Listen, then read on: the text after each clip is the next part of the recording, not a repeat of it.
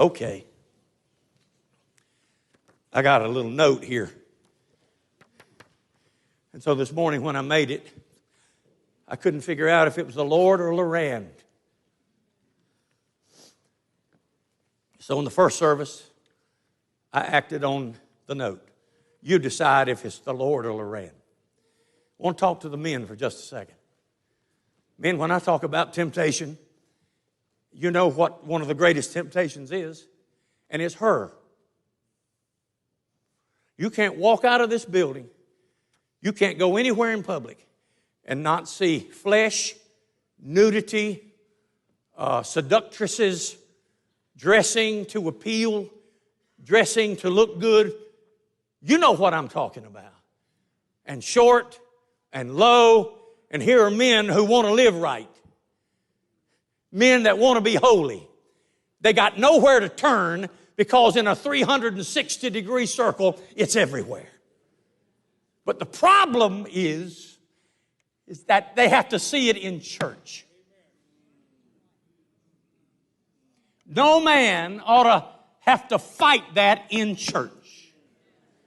Ladies, girls, when you get up to get dressed to come to church, you need to realize you're coming to the holy house of God.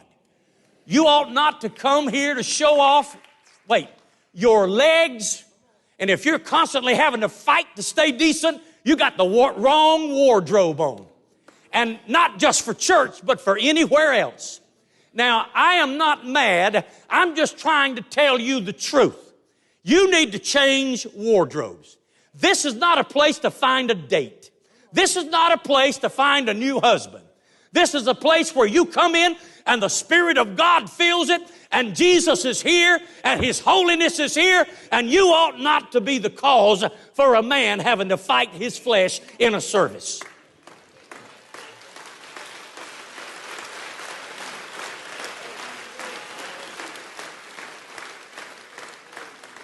Well, Pastor, what about the men? I've had no complaints about a man whose britches legs were too short. Here's another one. But Pastor, that's our culture. Now hear me. When you get saved, you change cultures.